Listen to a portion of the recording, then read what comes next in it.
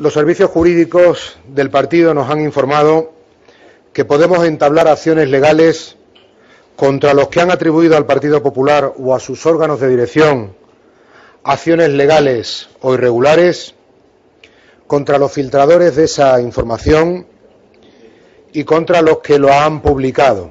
Esta decisión está solo a la espera de un último informe y es si es más conveniente para nuestras pretensiones el ir por la vía penal o por la vía civil.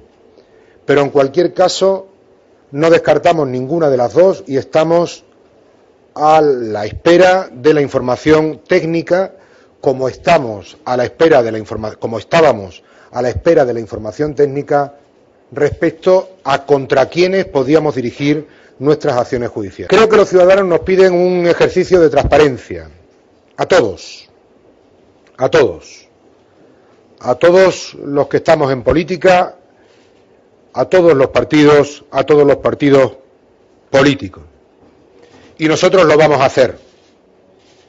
Vamos a hacer el ejercicio de transparencia, un ejercicio de transparencia desconocido en la democracia.